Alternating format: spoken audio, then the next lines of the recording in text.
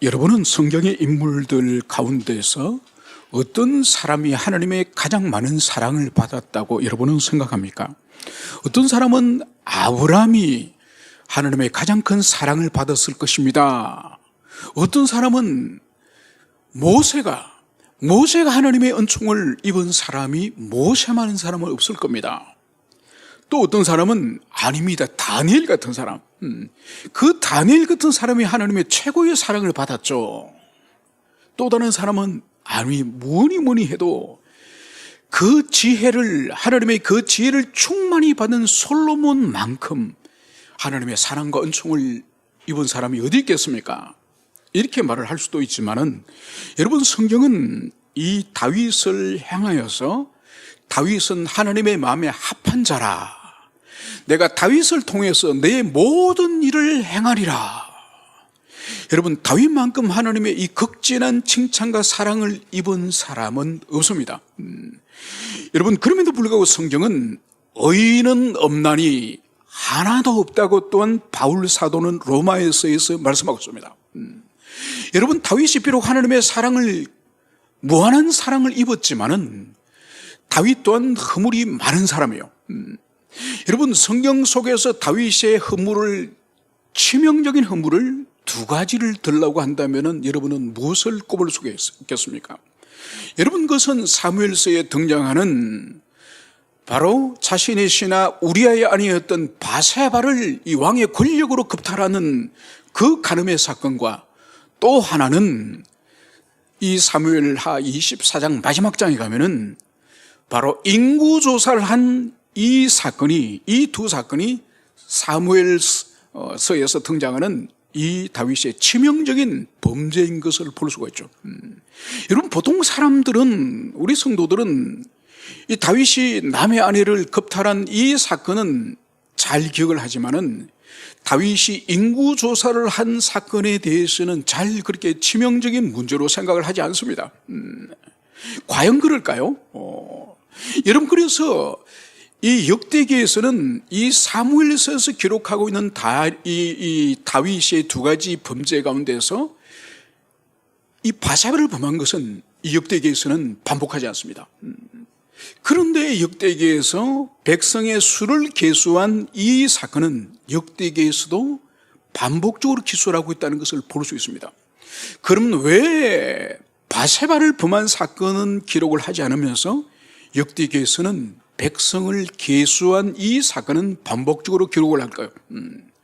여러분, 그것은 사무엘서나 열왕기서와 달리 역대기를 기록한 목적 자체가 다르고 대상 자체가 다르지 않습니까? 포로에서 돌아온 이스라엘 백성들을 향하여서 그들에게 있어서 이 공동체를 재건하는, 성전을 다시 세우고 공동체를 재건하는 이 일이 가장 중요하기 때문에 바로 이 일을 하기 위해서 하나님께서는 세 가지 주제를 중심으로 해서 역대기를 기술합니다. 그것이 바로 뭐냐?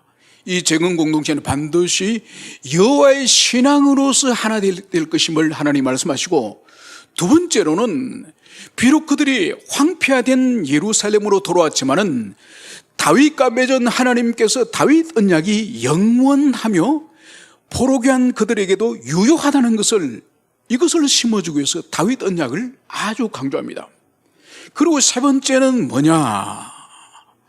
이 여호와의 신앙으로 하나 되기 위해서는 바로 성전을 재건하고 성전을 중심으로 해서 이들이 하나의 공동체를 형성하기를 주님이 원하시는 거죠.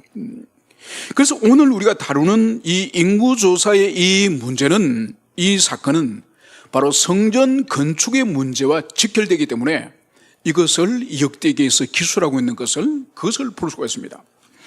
여러분, 우리가 먼저 이 사건을 살펴볼 때에 우리가 이 인구조사의 이 사건 개요를 먼저 우리가 먼저 이해를 할 필요가 있습니다. 여러분, 인구조사나 이 국가의 통계조사는 오늘날도 국가통계청이 있을 정도로 아주 중요한 국가의 일입니다. 여러분, 고대시대 때도 마찬가지예요. 항상 왕은 백성들의 수를 헤아림으로 말미암아서 들어올 세금이 얼마고, 그리고 군대에 동원할 수 있는 그 장정들, 그 용사들은 몇 명이고, 그리고 그 나라를 다스리고 할 때는 어떻게 행정적으로 조직을 나눌 것이며, 그래서 국가를 효율적으로 관리하는 데 있어서는 인구조사는 필수인 것입니다. 여러분, 그러면 여기서 오늘 이 인구조사 사건을, 이것을 하나님께서 다윗에게 큰 문제를 삼으시면서 이 문제를 하나님이 징벌 하시지 않습니까? 그러면 이런 질문을 하겠죠? 아니, 그러면 인구조사가 불법입니까? 인구조사하면 안 됩니까? 여러분, 그렇지는 않습니다. 여러분, 이 성경은 민수기라고 하는 이 성경 66권 중에 한 권이 처음과 마치는 민수기 시작과 끝에 인구조사를 했습니다. 그리고 그 인구조사는 하나님이 모세에게 명령하여서 인구조사를 한 거예요. 여러분, 그렇기 때문에 인구조사 자체가 문제가 되는 것은 아니에요. 문제는 민수기의 인구조사는 하나님께서 명령하여서 모세가 한 것이지만은, 오늘 우리가 살펴보겠지만은 이 인구조사는 하나님의 뜻이 아닙니다. 이것이 문제예요. 그래서 이 일은 언제쯤 일어나는가? 바로 다윗이 40년 왕으로서 통치하고 죽지 않습니까? 40년 통치하고 죽는데 이 시기는 한 35년에서 한 37년 즈음에 있는 일이에요. 거의 다윗의 인생의 말년에 있었던 사건인 그것을 볼 수 있습니다. 그래서 자신이 평생을 왕으로 있으면서 세월이 지나고 시간이 지나면서, 여러분, 다윗 자신의 내면 속에서도 부르심, 왕으로서 부르심에 대한 인식이 이 다윗에게 현저하게 없어졌다는 그것을 시간이 지나면서 볼 수 있는 거예요. 여러분, 사무엘하 7장 그리고 역대상 17장이 이 다윗의 언약에 관한 내용이에요. 그 언약을 하나님이 맺으실 때 다윗에게 하나님이 하시는 말씀 중에 이런 말씀이 있습니다. 너는 양을 치는 무리들 가운데서 내가 너를 불러서 이스라엘의 주권자로 삼았다. 이 말씀을 하시는 거예요. 여러분, 이 말씀의 의미가 뭔가 하니까, 원래 다윗 너는 지금은 왕이지만, 지금 이스라엘 백성들의 주권자지만, 원래 너의 출발은, 너의 뿌리는 베들레헴에서 양치기에 불과했다. 이것을 다윗과 하나님이 언약을 맺었을 때에 이 출발을, 다윗의 이 출발선을 분명히 인식하는 거예요. 그래서 다윗이 이 세상 왕과 달리 교만하지 못하도록 항상 자신의 출발은 나는 무명의 양이나 치던 목자에 불과한 존재다. 이것을 다윗이 항상 기억해야 되는데, 그가 35년, 37년이 지나면서 그의 마음에 변화가 온 거죠. 영적인 어떤 변화가 온 것이 분명합니다. 그래서 하나님의 이 이스라엘 백성을 통치하시는 왕 중의 왕이시고 참된 왕이라고 하는 인식이 다윗에게 희미해진 거죠.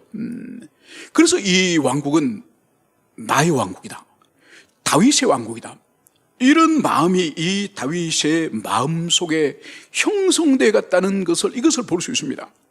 여러분, 그래서 이 다윗이 인구조사를 하게 된 이 동인, 이 배후를 우리가 이것을 분명히 이해하고 오늘 이 사건을 우리가 이해를 해야 바르게 출발할 수 있습니다.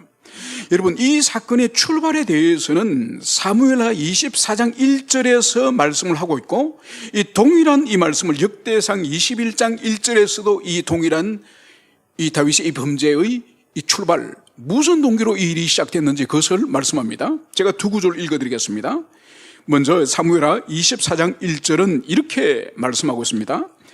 여호와께서 다시 이스라엘을 향하여 진노하사 그들을 치시려고 다윗을 격동시켜서 가서 이스라엘과 유다의 인구를 조사하라 하신지라.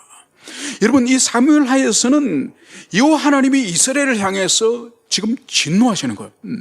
이스라엘 국가 공동체, 민족 공동체를 향해서 진노하시면서 이스라엘을 지금 치시려고, 심판하시려고 어떻게 하느냐? 다윗을 격동시킨다는 거예요. 하나님이 다윗을 격동시켜서 다윗에게 인구조사를 하게 하였다. 여러분, 여기서 인구조사를 하도록 다윗을 격동시킨 주체가 이 사무엘서에서는 하나님이라는 거예요.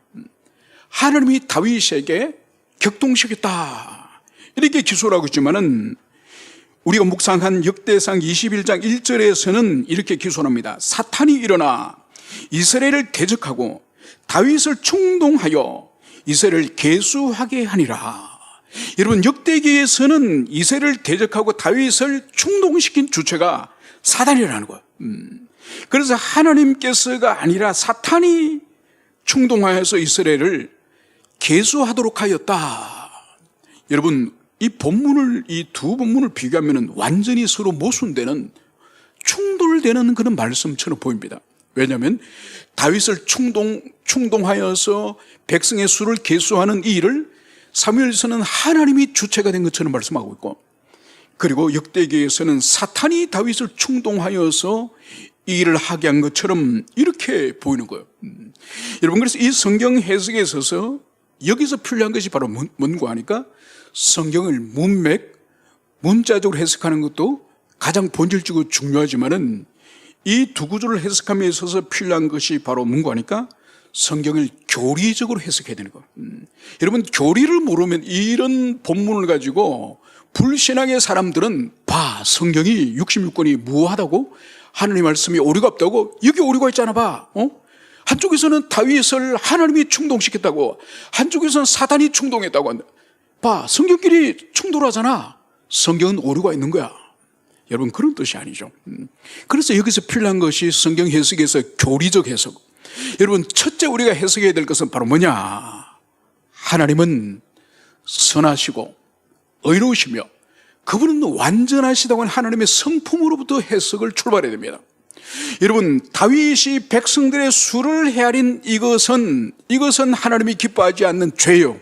왜냐하면 모세는 하나님의 말씀에 순종하여서 백성의 수를 헤아렸지만은 다윗은 이 수를 헤아린 목적이 이 왕국이 하나님이 진정한 왕이신 왕국이 아니라 이 인간 다윗, 나의 왕국이라고 하는 이 전제로 이 백성과 백성의 이 군사들의 수가 얼마인지를 헤아려 보면서 지금까지 하나님을 의지했지만은 이제 이 왕국의 의지의 힘이 바로 군사와 백성들의 수, 이것이 바로 이 다윗의 마음에 작동을 했기 때문에요.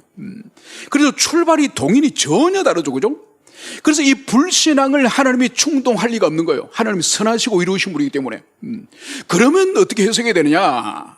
바로 이어지는 역대기에 나오는 사탄의 충동, 이것을 중심에 잡아야 되는 거예요.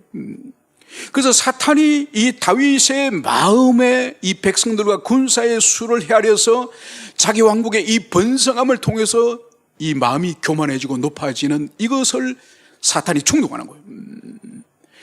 여러분, 사탄이 충동한 목적은 뭘까요? 이 일은 다윗이 이 일을 할 경우에 반드시 하나님의 징계를 받는다는 것을 이 사탄은 알고 있거든요. 그러면 사탄이 이 일을 충동하여서 다윗이 큰 징계를 받으면서 다윗이 넘어지면은 하나님을 원망하고 하나님을 떠나도록 하기 위한 것이 바로 이 사탄의 목적이요. 그런데 하나님은 어떻게 하시느냐? 여러분, 하나님은 이미 다윗의 마음속에 그가 왕이 된 지 35년, 37년이 지나면서 이제는 세상의 왕처럼 이 왕국이 자기 왕국인 것처럼 이 마음이 교만해지고 높아져 있는 거예요. 그래서 하나님께서는 지금 사탄이 이 다윗을 넘어뜨리려고 한 이 공작과 이 음모를 알고 계시지만은 주님께서 허용하시는 거예요. 다윗이 넘어지도록 허용하심으로 말미암아서 다윗이 반드시 큰 환난을 당하고, 환난을 당한 자리에서 이 다윗이 참회하고 회개하여서 돌아올 것을 주님이 아셨기 때문에 이 다윗의 이 백성 계수의 이 죄를 주님이 허용하시는 거예요. 여러분, 성경을 이렇게 교리의 지식을 가지고 해석을 할 때 성경이 충돌하지 않는 거예요. 그래서 먼저는 다윗의 마음에 자기 왕국에 대한 교만과 자랑이 이것이 있었고, 여기에 이제 기름을 부어서 불을 지른 존재가 사단이고, 그리고 이 모든 것을 아시면서 다윗이 일시적으로 넘어지더라도 그 환난과 고통 가운데서 부러지면서 다시 하나님께 돌아올 거라는 것을 알기 때문에 주님이 이 모든 악을 허용하신 거예요. 그래서 이 부분을 여러분들이 분명하게 이렇게 바르게 이해를 하시길 바랍니다. 그러면서 이 다윗은 요압에게 이제 군대를 풀어서 전국에 있는 이 백성의 수를 계수하게 합니다. 사무엘서 보면은 이 기간이 9개월 20일이 소요됐다고 성경이 기술하고 있습니다. 그래서 이때 헤아린 인구가 157만이요. 여러분 157만이라는 이 수는 칼을 뺄 만한 장정의 이 수는 엄청난 수예요. 왜냐하면 여러분 보세요. 모세 때는 칼을 뺄 만한 장정이 60만이었어요. 60만인데 이 다윗 때는 그 후에 얼마나 이 후손들이 번성을 했으면은 이 157만인데 2배에서 3배 정도 되지 않습니까? 여기서 보면은 역대기와 이 사무엘 역대기에서 보면은 이 요압이 이 다윗의 명령을 온전히 순종하지 않아요. 그래서 12지파 가운데에 레위 지파는 헤아리지 않고 베냐민 지파도 헤아리지 않은 10지파의 인구수가 157만이에요. 그러니까 최소한 모세 때보다 인구가 3배 이상 증가했다는 것을 볼 수 있는 거죠. 그러니까 다윗이 자기 조상 모세 때의 백성의 수와 자기 백성의 수를 비교할 때 얼마나 마음이 허무하고 얼마나 뿌듯하겠습니까? 이렇게 내 왕국이 번성하고 강대하다고 하는 이 교만. 여러분 이런 상태에 이 다윗이 이 사무엘서에 보면은 이런 인구조사를 다 끝내놔놓고 다 마치고 스스로 참여한다는 것을 볼 수 있습니다. 여러분 이렇게 기술을 하고 있는 거죠. 다윗이 인구수를 조사한 후에 그 마음에 자책하고 여호와께 아뢰되 내가 이 일을 행함으로 큰 죄를 범하였나이다. 여호와 이제 간과없나니 종의 죄를 사하여 주옵소서. 내가 심히 미련하게 행하였나이다. 여러분 오늘 이 다윗에게 있어서 우리가 볼 수 있는 것은 비록 그의 마음의 교만함과 자기 왕국에 대한 자부심과 세상의 자기 왕국에 대해서 그 강성함을 자랑하고자 하는 그런 악한 마음이 일시적으로 일어났지만은 여러분 이 다윗은 하나님의 말씀에 의해서 그의 심령이 다루어지는 사람이에요. 그래서 무슨 계기가 됐는지는 성경은 기술하고 있지 않지만은 추론해 보건대 이 다윗은 하나님과 관계가 막힘으로 말미암아서 영혼의 고통을 느꼈음이 분명합니다. 그래서 그는 인구조사를 마친 이후에 마음에 자책하고, 여러분 여기서 볼 수 있는 것은 뭔가 하니까 사무엘하 11장에 가면은 바세바와 간음하잖아요. 그래서 그 여인이 임신을 해버리지 않습니까? 여러분 임신을 하기까지도 이 다윗은 1년이 되도록 회개하지를 못해요. 그래서 다윗이 어떻게 회개합니까? 하나님이 나단 선지자를 보내가지고 그래가지고 하나님이 그 다윗의 죄를 지적할 때에 다윗이 그제서야 무릎을 꿇습니다. 그래서 선지자의 이 책망과 선지자의 탄핵을 통해서 다윗이 인생에서 그렇게 큰 참여를 했다고 한다면은 여러분 세월이 많이 지나서 이 다윗의 노년에 이르러서는 선지자는 누가 탄핵을 하고 죄를 지적해서가 아니라 이 다윗 스스로의 내면 속에 자기 죄를 발견하고 스스로 자책하면서 스스로 회개하는 것을 여기서 볼 수 있습니다. 그만큼 다윗이 젊었을 때와 비교해서 지금 영적으로 신앙적으로 성숙했다는 것을 오늘 이 자신의 죄를 자책하고 회개하는 이 모습을 여기서 볼 수가 있습니다. 여러분 이것이 하나님의 사람이에요. 하나님의 사람. 여러분 사울은 보세요. 사울은 죽는 그 순간까지, 사울도 40년을 왕으로서 다스렸지만 죽는 그 순간까지 한 번도 사울은 회개를 못해요. 회개할 수 있는 영혼의 상태가 아니에요, 그 사람은. 그래서 마지막에도 보세요. 평생을 선한 왕으로서 통치하기보다는 다윗 왕을 죽이는 것이 자기의 역사적 사명처럼 그렇게 살다가 마지막에는 어떡합니까? 죽음의 순간까지도 한 번도 회개하지 않고 그냥 자기 칼로 자기가 자살해버립니다. 여러분 다윗은 보세요. 내면 속에 자신의 삶이 무엇이 잘못됐는지 이것을 깨닫게 하니 바로 회개하는 것을 여기서 볼 수 있습니다.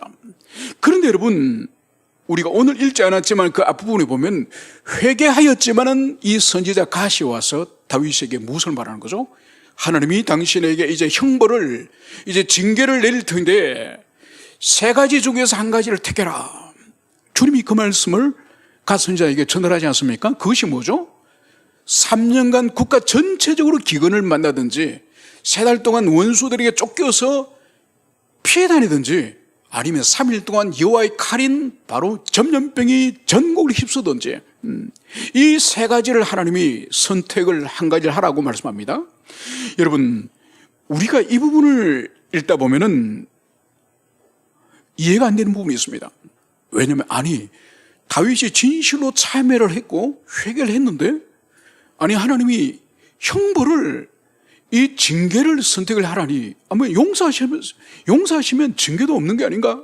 여러분, 아닙니다. 이 부분에 있어서 정리가 안 된 그리스도인들이 참 많아요. 여러분, 잠시 전에도 말씀드렸다시피 사무엘의 11장에 가면은 이 다윗이 간음과 살인의 죄를 범하지 않습니까? 그래서 하나님이 아무리 기다려도 이 다윗이 회개를 하지 않는 거죠. 그래서 나단 선지자를 보내서 이 다윗의 이 죄를 탄핵을 하고 책망할 때에 다윗이 그 자리에서 참여를 하죠.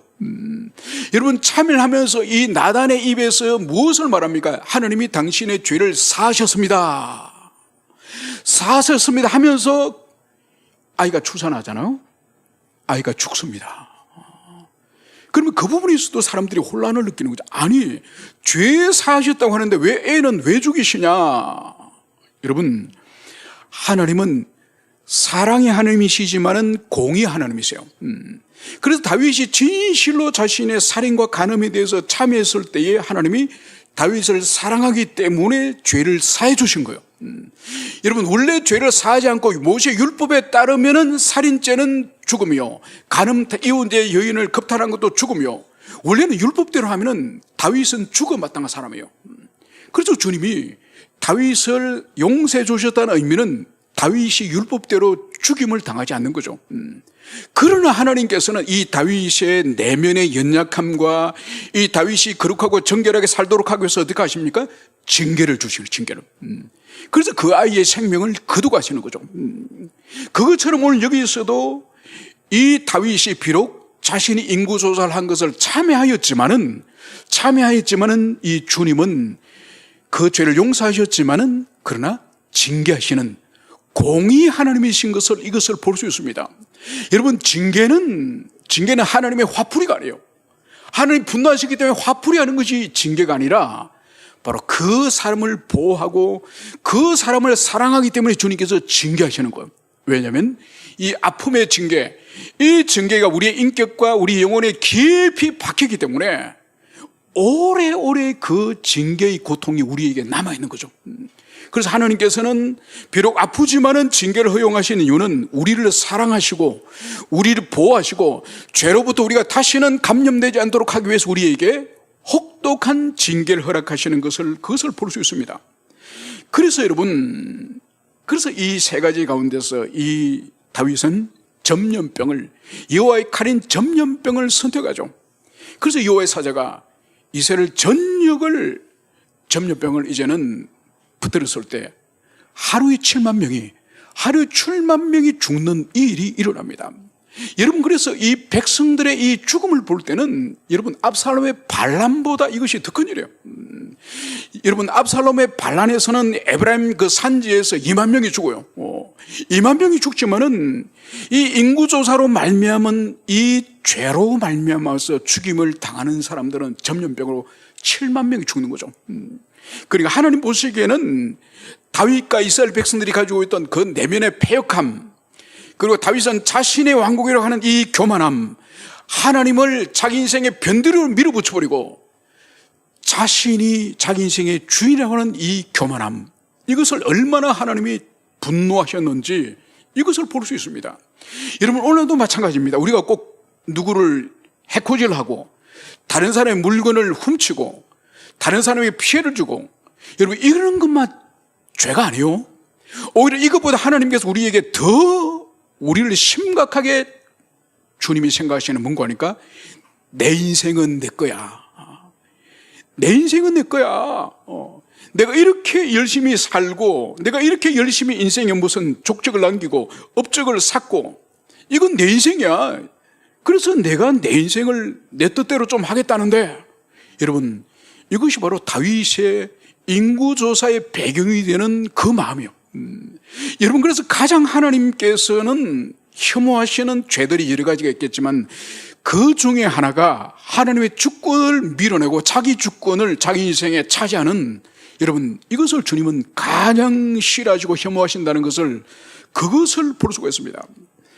그래서 이제 하나님께서는 이 천사를, 이 전염병을 일으키는 이 천사를 통해서 이제 7만 명의 죽임을 당한 이후에 이제 다윗은 어떻게 하느냐, 장로들과 굵은 베옷을 입고 간절히 주님 앞에 엎드려서 기도하는 것을 볼 수 있습니다.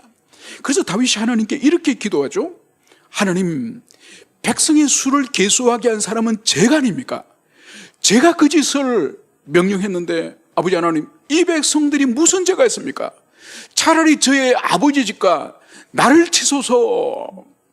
여러분, 거기서 다윗은 진실한 참회, 진실한 자신의 죄를 고백하는 이 모습을 볼 수가 있습니다. 그래서 자기 백성을 하나님이 심판하시고 자기 백성들이 망하여 죽고 이것을 너무 아파하면서 모든 책임은 명령권자인 저에게 있습니다. 저와 저희 아버지 집, 우리 가족들을 주님이 심판하십시오, 치십시오. 이것을 이 다윗이 간곡히 하나님 앞에 엎드리는 것을, 그것을 볼 수 있습니다. 이 다윗의 참회의 진정성을 하나님이 보시고 어떻게 하느냐, 천사에게 이제 네 손을 그도라. 이 천사가 칼을 뽑아가지고 예루살렘을 이제는 멸망시키려고 예루살렘을 향해서 칼을 뽑아서 겨냥하고 있지 않습니까? 이제 다음 차례는 예루살렘, 이 다윗이 있는 이 예루살렘 성 자체를 멸망시키려고 이 천사가 칼을 뽑고 겨누고 있을 때 하나님이 이제 칼을 그도라. 이제 족하다. 여러분, 이 다윗의 진실한 참회, 이 진실한 참회를 주님이 보시고 이 결정을 하였다는 것을 볼 수 있습니다. 그러면서 이제 오늘 우리 본문으로 넘어오면은 우리가 이제 이후에 이제 하나님께서는 이제 이 참회한 다윗과 이제 이후에 이 사건을 어떻게 인도하시는지 이것을 오늘 살펴보고자 합니다. 오늘 18절에 보면 여호와의 천사가 갓 선지자에게 명령을 합니다. 무엇을 말하느냐, 다윗에게 이르기를, 다윗은 올라가서 여부서 사람 오르난의 타작마당에서 여호와를 위하여 제단을 쌓아라. 여러분, 갓 선지자에게 하나님이 다윗에게 올라가라는 거예요. 다윗에 올라가서 오르난이라는 이 여부서 사람, 이 이방인이죠. 이 여부서 민족은 이 원래 예루살렘에 살던 이 가난 원주민이에요. 이 원주민 오르난, 아마 이 사람이 신앙을 가지고 여호와 공동체로 들어왔던 사람 같습니다. 이 사람이 지금 타작을 하고 있는데 그 타작마당에 여호와를 위해서 제단을 쌓아라, 이 말씀을 하는 것을 볼 수 있습니다. 그래서 오늘 19절에 보면 오늘 이런 말씀대로 다윗이 올라가니라. 여러분, 다윗은 적극적으로 순종하는 사람이에요. 올라가서 제단을 쌓아라. 하나님이 그 말씀하시니 이 말씀을 들은 이 다윗은 적극적으로 올라가는 것을 볼 수 있습니다. 여러분, 여기서 우리가 볼 수 있는 것이 뭔가 하니까 이 다윗의 내면을 우리가 짐작해 볼 수 있는 것은 지금 징계를 통해서 7만 명의 백성들이 죽어나가고 그리고 자신이 장로들과 함께 간곡하게 참회의 기도를 주님께 올려드렸을 때에 이제 하나님께서 이 다윗에게 오르난 타작마당에 올라가서 제단을 쌓아라, 이 말씀을 다윗에게 주는 거죠. 여러분, 제단을 쌓는다는 의미는 뭔가요? 제사를 드릴 준비를 하라. 제사를 드릴 준비하라는 거예요. 여러분, 이것은 다윗의 입장으로 볼 때도 지금은 징벌의 때요, 지금 하나님의 이 심판을 받을 때요, 지금은 죽음의 이 기온이 온 이스라엘을 지배할 그때인데 하나님이 이 다윗에게 오르난 마당에 올라가서 제단을 쌓고 제사를 드릴 준비하라, 이 말씀을 이 다윗이 들은 거예요. 여러분, 다윗이 세 가지 징계 가운데서도 세 번째, 하나님의 손에 붙들리기를 원합니다. 그걸 선택한 이유가 뭔가요? 그는 사람들에게 쫓겨봤습니다. 압살롬의 반역도 경험해봤고 세바의 반역도 경험해봤고 그는 또 왕이 되기 전에는 사울 왕에게 10수년간을 쫓겨다녀봤습니다. 그래서 사람에게 쫓기는 것이 얼마나 고통스러운지 아는 사람이에요. 그래서 하나님께 나는 하나님의 손에 빠지기 원합니다. 여러분, 하나님의 손을 선택한, 하나님의 이 직접적인 징계를 선택한 이유가 바로 뭐죠? 하나님은 진노 가운데서도 자비하신, 진노 가운데서도 은총을 베푸시는 분이라는 것을 이 다윗이 알기 때문에 하나님의 손길을 선택하지 않았습니까? 바로 오늘 이 일이에요. 하나님의 진노 가운데, 심판 가운데서 하나님이 갑자기 오르난 타작마당에 올라와서 제단을 쌓아라.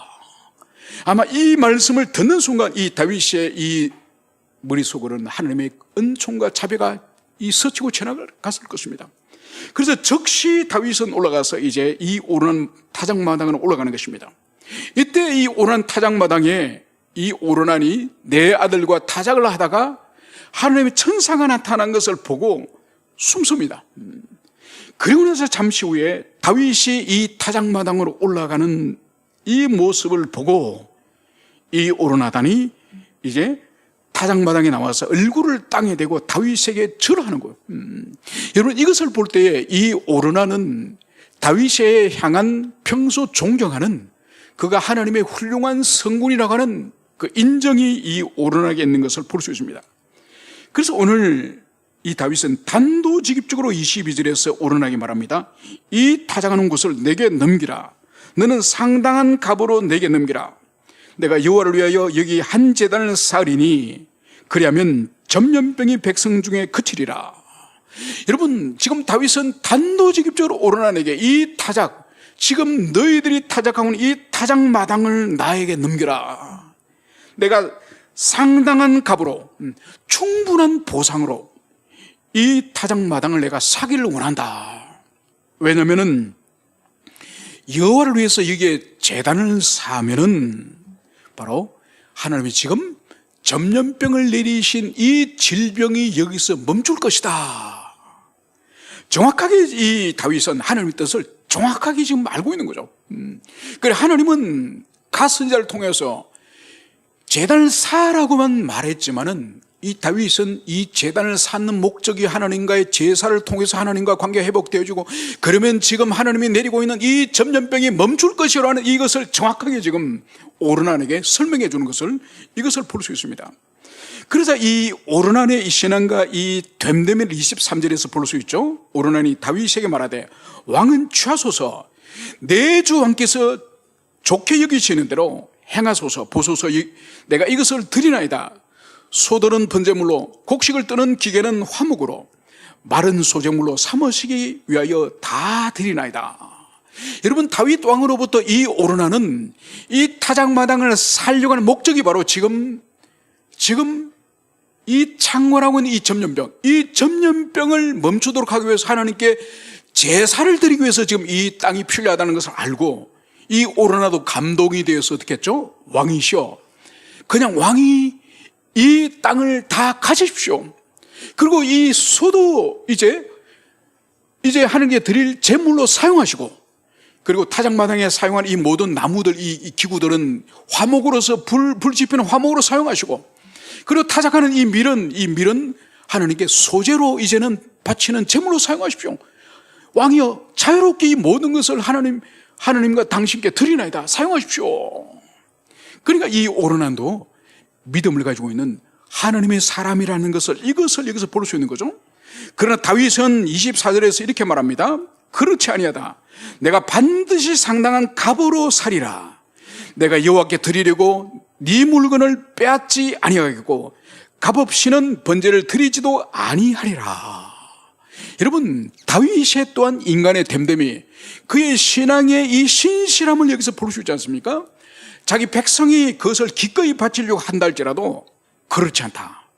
내가 하나님께 바치는 제물을 어찌 백성들 것을 값없이 받아서, 공짜로 받아서 그것을 하나님께 제물로 드리겠느냐?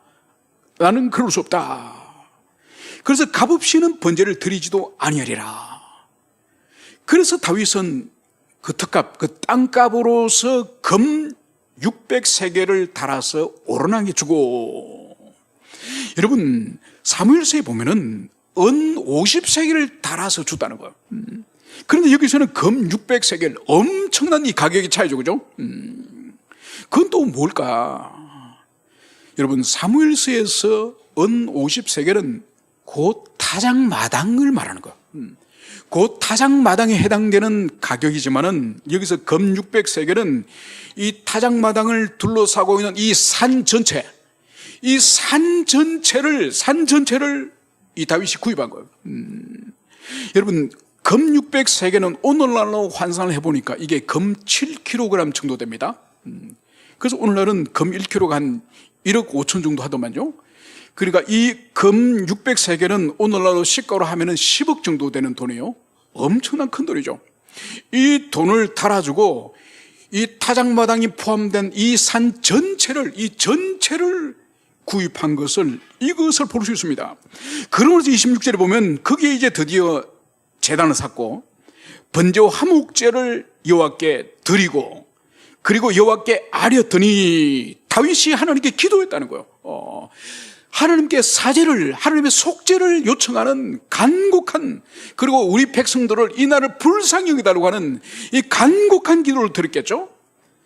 어떤 기도가 일어났습니까? 여호와께서 하늘로부터 번제단 위에 불을 내려 응답하시고, 여러분, 이 오르는 타작마당에 쌓은 이 번제단 위에 하늘로부터 불이 떨어져서 이 번제단에 이 제물을 살랐다고 오늘 성경이 말씀하고 있는 거예요. 여러분, 하늘에서 불이 떨어져서 제단에 불 살았던 사건들은 성경에 몇 번 등장합니다.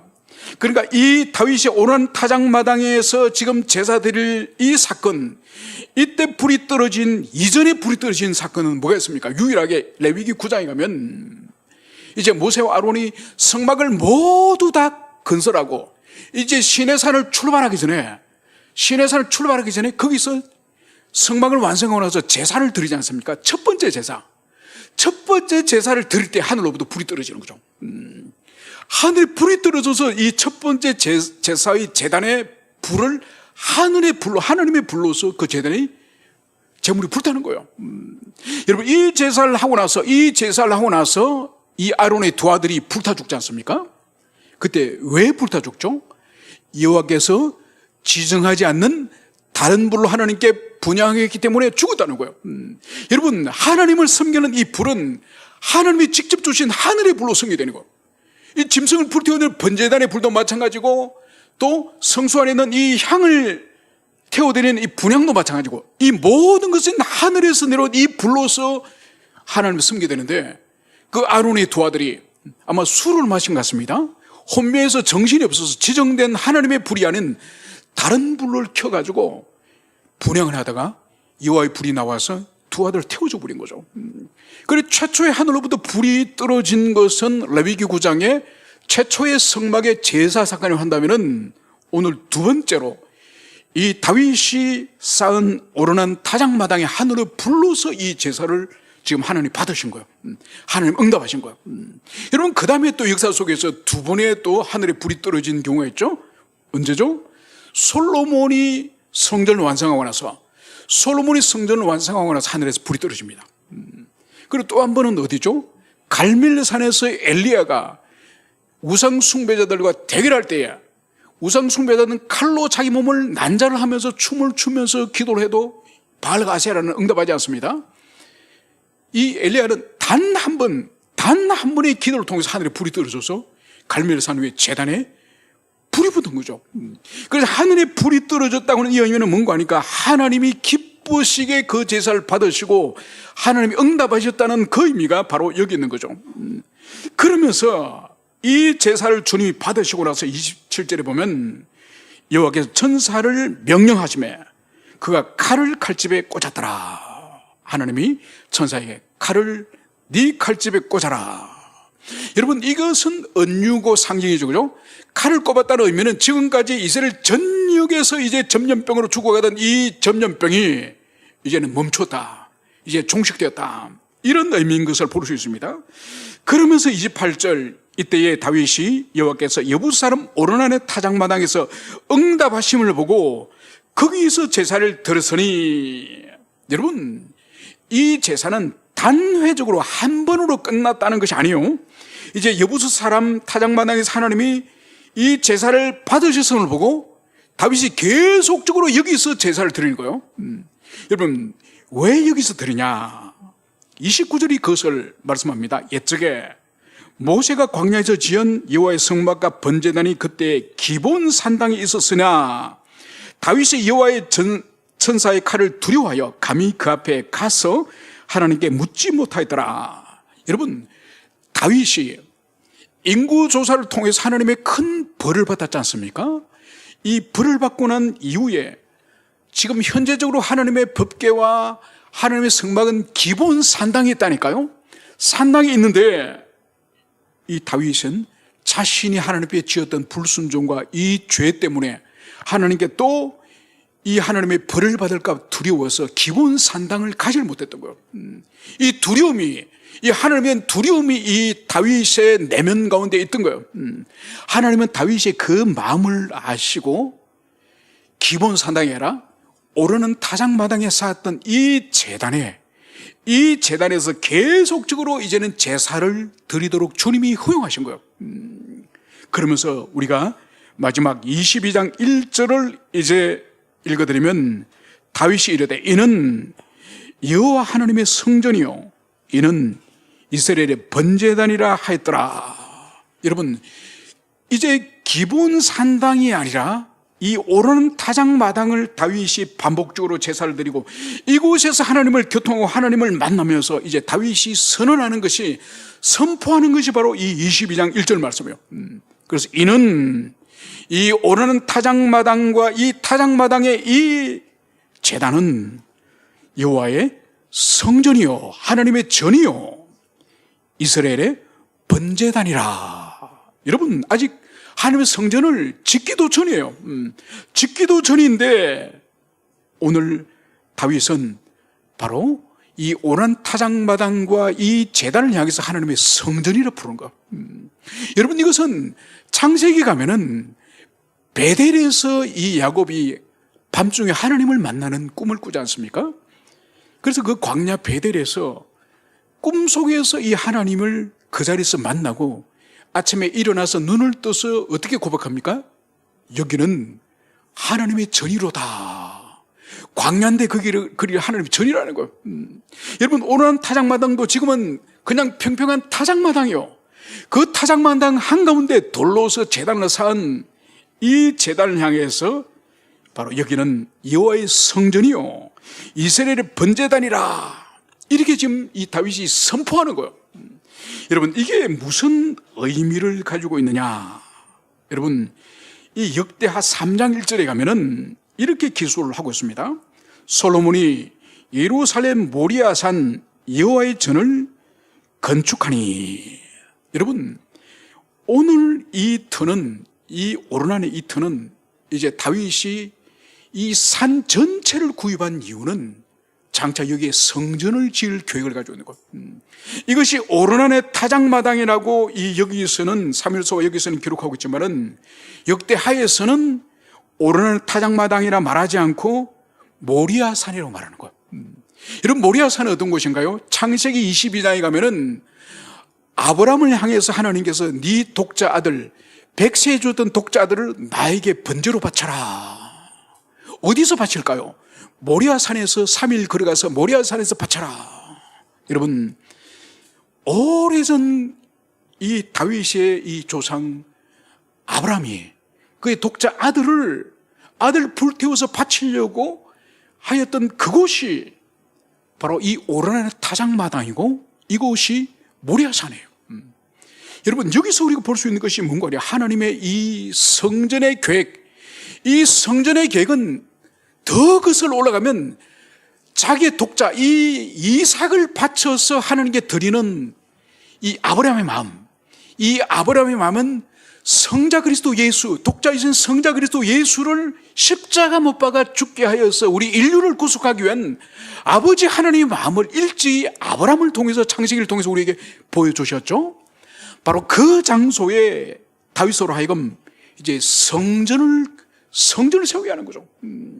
그래서 여러분, 여기서 볼 수 있는 것이 바로 뭔가 하니까 이 성전이라는 이 기초, 이 성전이라는 이 기초는 다윗이 실패한 곳이요, 다윗이 백성의 수를 계수하여서 범죄한 이 실패의 장소요. 그래 하나님께서 다윗이 참여하고 회개할 때에 용서하시고 그곳에 제단을 삼으로 말미암아서 하나님께서 대속하시고 다윗을 회복시키시는 회복의 장소를 기초로 하여서 이 성전터가 준비되었다는 이것을 볼 수 있습니다. 여러분, 그래서 이 예루살렘 성전, 지금도 그 성전터가 지금은 비록 이스라엘 모습으로 지금 변해 있지만은, 여러분, 이 하나님의 성전은, 이 하나님의 성전의 터는 바로 다윗의 범죄와 이스라엘 백성들의 범죄와 이스라엘 백성과 다윗의 실패를 토대로 하여서 그 위에 하나님의 공의에 의해서 심판이 내려지다가 진실한 참회를 통해서 하나님이 그들을 용서하시고 먼저 손 내미시고 화해와 회복의 길을 이 제사를 통해서 주님이 내려주시는 장소가 이 성전이지 않습니까? 이 위에 하나님께서 이 성전을 건축하신 거예요. 이것은 장차 뭘 보여주냐? 완전한 참 성전이신 그리스도 예수, 그분이 이 땅에 오셔서 어떻게 당신을 우리에게 주셨습니까? 바로 우리가 당해야 될 십자가 형벌, 우리가 될 지옥의 형벌을 그분이 대신하여서 형벌 당하시고, 그리고 그분을 믿는 자들에게 하나님과 관계를 회복시켜 주시는 이 무한한 하나님의 자비, 이 은총이 바로 십자가의 은총이지 않습니까? 그 그림자가 바로 오늘 성전의 틀을 잡으면서 오늘 이 사건을 우리에게 말씀을 하고 있습니다. 이제 말씀을 정리하고자 합니다. 오늘 역대기에서는 이 바세바의 간음을 사건을 기록하고 있지 않지만은 다윗의 인구조사 이 사건을 기록함으로 말미암아서 다윗과 이 이스라엘 백성이 넘어진 그 자리, 실패한 자리, 하나님의 공의에 의해서 그들이 심판을 받는 그 자리가 바로 하나님의 거룩한 성전이 세워지는 이 기가 막힌 하나님의 섭리, 하나님의 은총, 이것을 여러분들이 가슴에 새기고 우리가 실패한 자리, 우리가 넘어진 자리, 이 자리는 하나님의 먼저 손 내미시고 우리를 회복시키시고 우리를 주님께서 구원하시기 위한 은총의 그러한 길인 것을 여러분들이 가슴 깊이 새기시기를 축원합니다. 함께 우리 기도하시겠습니다. 이 시간 우리 기도할 때에 오늘 주신 말씀, 다윗의 인생의 치명적인 두 죄 가운데 하나인 이스라엘 백성을 수를 계수한 이 사건이 하나님 앞에 얼마나 혐오스럽고 다윗이 지금까지 하나님의 주권을 인정하며 인생을 살아오다가 인생의 말년에 다윗이 이 왕국이 나의 왕국입니다, 이 왕국의 왕은 내입니다, 이러한 불신앙의 태도를 하나님이 얼마나 혐오하셨던지 큰 징계와 형벌을 내렸을 때에 다윗은 또 적극적으로 그것을 깨닫고 회개하고 참여하고 주님 앞에 엎드렸습니다. 바로 그때 하나님이 또 큰 자비 은총을 베풀어 주셨으니 오르난의 타작마당을 그 길을 이제 제단을 쌓고 하나님 앞에 제사할 때 회복의 은총을 주시겠다고 하는 이 메시지를 오늘 주셨습니다. 바로 이 오르난 타작마당은 일찍이 그들의 조상 아브라함이 그의 독자 이삭을 하나님께 번제로 바쳐드리고 했던 그 순종의 자리, 그 순종의 자리가 바로 이 자리인 것을 오늘 우리는 깨닫습니다. 우리가 실패하고 우리가 넘어지고 우리가 주님 앞에 악을 저지르고 이 자리는 우리가 망하는 자리가 아니라 오늘 이 성전의 틀을 이것을 근거할 때 회복케 하시고 돌이키게 하시고 우리를 고치시고자 하는 하나님의 손길이 내밀어지는 장소인 것을 오늘 볼 수 있습니다.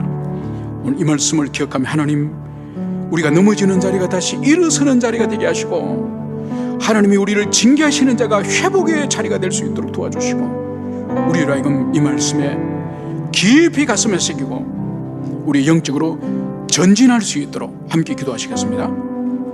아버지 하나님, 오늘 저희들에게 주께서 오늘 주시는 이 말씀을 따라서 다윗이 그의 인생 말년에 그의 주님 왕국을 지금까지 하나님께서 왕이심을 고백하다가 이제 자신의 주님 백성들과 자신의 군사들이 자신의 왕국의 힘의 근원인 것처럼 그렇게 주님 불신앙에 빠진 것을 볼 수 있습니다.